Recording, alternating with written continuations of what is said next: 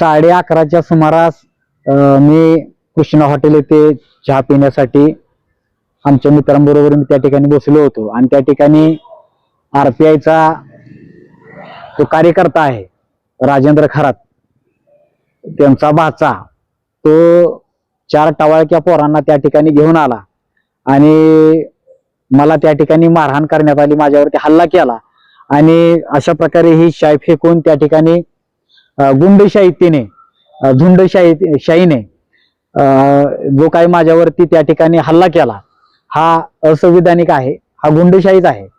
त्याला कारण एकच आहे की सांगली येथे उपवर्गीकरणाच्या समर्थनार्थ आम्ही त्या ठिकाणी होलार समाज यंग ब्रिगेडच्या वतीने पाठिंबा दिलेला होता आणि संविधानिक मार्गाने लोकशाही मार्गाने मी त्या ठिकाणी माझं मत व्यक्त केलेलं होतं। मी कुठल्याही महापुरुषावरती त्या ठिकाणी टीका केलेली नाही किंवा कोणत्याही नेत्यावरती असंविधानिक टीका टिप्पणी केलेली नाही, परंतु या ठिकाणी अनुसूचित जातीचं नेतृत्व आम्हालाच करायचं आहे, आम्हीच नेते आहोत आणि ह्यांचं अस्तित्व धोक्यात यायला लागलेलं आहे। त्यामुळे अशा प्रकारचे माझ्यावरती हल्ले होत आहेत। या संविधानाने स्वातंत्र्य, समता, बंधुता, समान न्याय, समान हक्क या पद्धतीने या संविधानाच्या मूल्याप्रमाणे या देशामध्ये हे संविधान कार्यरत आहे आणि याच अनुषंगाने 59 जातीमध्ये अनुसूचित जातीमधील 59 जातीमध्ये सर्वांना समान न्याय देण्याच्या हेतूने हे वर्गीकरण सर्वोच्च न्यायालयाने हा आदेश काढलेला आहे आणि या आदेशाप्रमाणे जी काही वर्गीकरणाचा विषय आहे त्याच्या समर्थनार्थ आम्ही आमच्या संघटनेतर्फे पाठिंबा दिलेला होता आणि परंतु आम्ही वर्गीकरणाला पाठिंबा दिलाय म्हणून हे आम्हाला RSSचे आहेत, भाजपचे आहेत असं म्हणून आम्हाला ही वारंवार हल्ला करतात। याच्यापूर्वी सुद्धा माझ्या घरात घुसून माझ्यावरती हल्ला केला, माझी गाडी फुडली आणि आज अण्णाभाऊ साठे भर चौकात हॉटेलच्या समोर मला त्या ठिकाणी माझ्यावरती हल्ला झाला, ही शाई फेकली 5-6 जणांनी मिळून त्या गुंडाने। ही या देशामध्ये लोकशाही आहे का, संविधान आहे का, हा सगळ्यात मोठा या ठिकाणी प्रश्न उपस्थित झालेला आहे। हे म्हणतात की हे संतोष हेगडे RSSचा आहे, भाजपचा आहे, यांना समर्थन देतो त्यांना समर्थन देतोय। आता आठवले साहेबांनी सुद्धा त्या ठिकाणी वर्गीकरणाच्या समर्थनार्थ त्यांनी तिथं त्यांचं मत व्यक्त केलेलं आहे, त्याच्या न्यूजवरती बाईट आहेत, वर्गीकरण झालं पाहिजे ते पण म्हणतात। त्याचबरोबर प्रकाश आंबेडकर साहेब यांची सुद्धा एक बाईट आहे, त्याच्यामध्ये ते सुद्धा म्हणतात की जो काही वर्गीकरणाचा विषय आहे त्याच्यामध्ये वर्गीकरणाच्या अनुसूचित जातीमधील सर्व जातींना समान न्याय भेटला पाहिजे, वर्गीकरण झालं पाहिजे, सगळ्यांची यांची भूमिका आहे।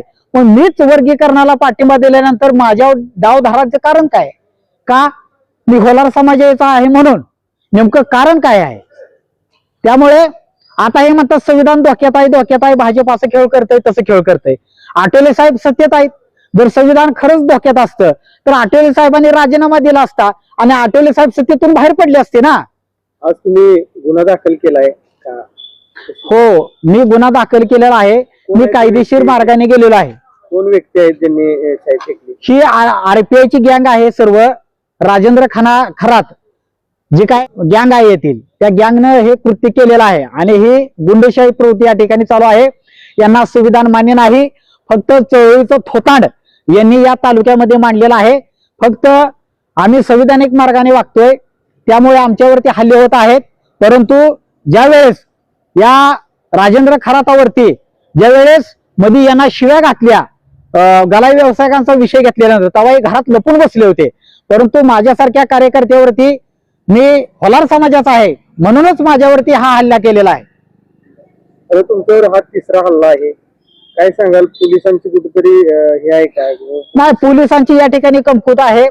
जे काही मित्र साहेब आहेत त्यांच्याकडे जे काही तपास दिलेला आहे ते प्रॉपर आटपाडीचे आहेत आणि ते प्रॉपर लोकल आटपाडीचे असल्यामुळे आणि ते वयस्कर सुद्धा झालेले आहेत, त्यामुळे जाणून बुजून त्यांच्याकडे हा तपास दिलाय का असं एकंदरीत आम्हाला वाटतंय।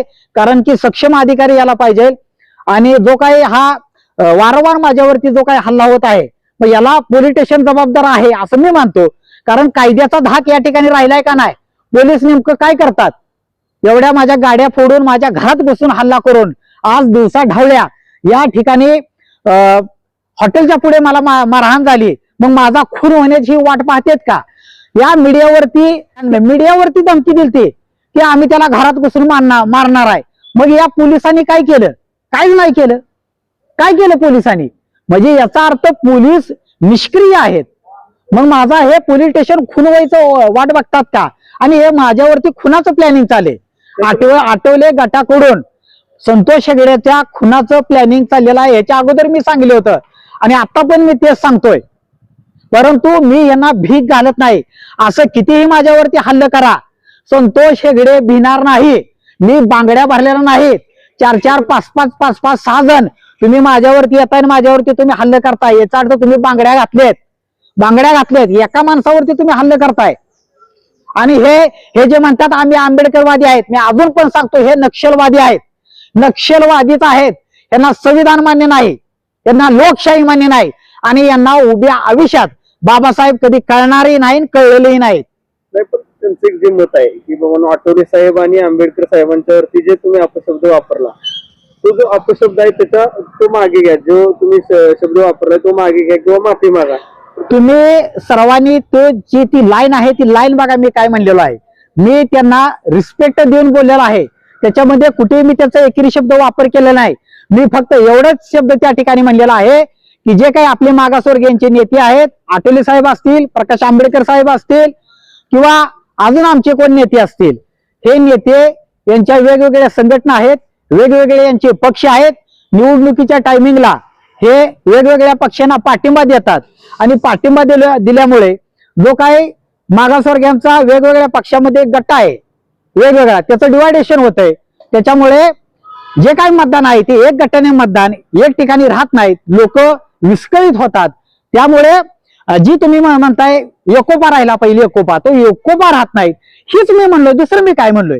आणि सत्य परिस्थिती आहे, याच्यामध्ये चूक काय आहे? आणि संविधानिक मार्गाने मला माझं मत व्यक्त करण्याचा अधिकार आहे ना. ह्याच्यामध्ये जर काय चुकलं असेल, काय असेल तर न्यायालय आहे, कोर्ट आहे, पोलीस स्टेशन आहे, त्याच्यामध्ये तुम्ही जावा ना. तिथं तुम्ही का जात नाही? याचा अर्थ तुम्हाला संविधान मान्य नाही, लोकशाही मान्य नाही, तुम्ही कायदा हातात घेताय. मागील 1-2 दिवसापूर्वी अशी चर्चा होती, काही सांगोल्याहून लोक येत आहेत तुम्हाला हुडकतायला, तुम्ही बोलला. हे एक असं खरं आहे का? हो, खरं आहे. काय झालंय प्रॉपर तुम्हाला मी सांगतो की जे काही मागासवर्गीयांचे नेते म्हणून आठवले साहेब असतील किंवा अन्य कोणी असतील, हे सत्य त्या ठिकाणी जे नेते म्हणून आहेत त्या ठिकाणी त्यांची भूमिका वरती वेगळी आहे आणि खाली भूमिका वेगळी आहे. इथं जातीमध्ये भांडणं ह्या लोकलला त्याच कार्यकर्त्यांनी लावलेली आहेत. इथली जी कार्यकर्ते आहेत, अटल साहेब तिथं सत्तेत आहेत, ते म्हणतात वर्गीकरण झालं पाहिजे आणि त्यांचे कार्यकर्ते इथं म्हणतात वर्गीकरण झालं पाहिजे. नाहीतर मग तुम्ही पक्षातून बाहेर पडा ना. तुम्ही अटल साहेबांवरती का बोलत नाही मला सांगा ना. त्यामुळे हे सगळं थोतांड आहे. ह्यांना फक्त संतोष हेगडेंचा राग आहे, वर्गीकरणाचा यांच्या डोक्यात विषय आहे. यांचं हे राजकारण कसं चाललंय की 59 जातीवरती यांना इथं राज्य करायचं आहे.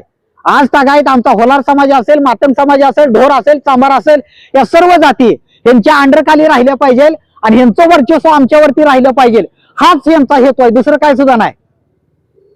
पण जे साहित्य करणारे कार्यकर्ते होते त्यांचं मत काय होतं? जे तुम्हाला मत त्यांचं एकच आहे की वर्गीकरणाला तू पाठिंबा देतोय, तू RSS ला सपोर्ट करतोय, ह्याव करतोय, हेच यांची असली कारण आहेत.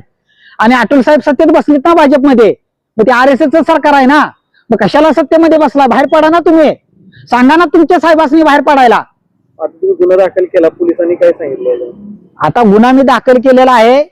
मी कायद्याच्या मार्गाने, लोकशाहीच्या मार्गाने मी गेलोय. याच्यामध्ये आता पोलिसांनी काय करायचं हे त्यांचं आहे. जर पोलीस याच्यामध्ये काय करत नसतील तर मग काय माझ्या मार्गाने मी काय करणार? जे काय लोकशाही मार्गाने जे आमचं चालू आहे ते चालूच आहे. पोलीस संरक्षणाची मागणी करताय का? पोलीस संरक्षणाची मी मागणी केलेली आहे. मुख्यमंत्री साहेबांना मेल सुद्धा मी केलेले आहेत. आमच्या जे काही आमचे साथीदार आहेत, आमचे कार्यकर्ते आहेत, सगळ्यांनी मुख्यमंत्री साहेबांपर्यंत ही गोष्ट कळवली आहे की अशा पद्धतीने चुकीचं आहे त्या संदर्भात. परंतु सुद्धा या जी काही इथली गुंडशाही प्रवृत्ती चालू आहे, आणि खरंच गुंड आहेत, हे गुंडच आहेत, हे आंबेडकरवादी नाहीत, हे नकली आंबेडकरवादी आहेत तर आहेत, ह्याला लोकशाही म्हणत नाहीत. त्यामुळे अशा पद्धतीने हे जे चाललंय हे बेकायदेशीर आहे. गुंडशाही पद्धतीने ही माझ्यावरती सातत्याने हल्ला करण्याचा यांचा प्रयत्न चालू आहे.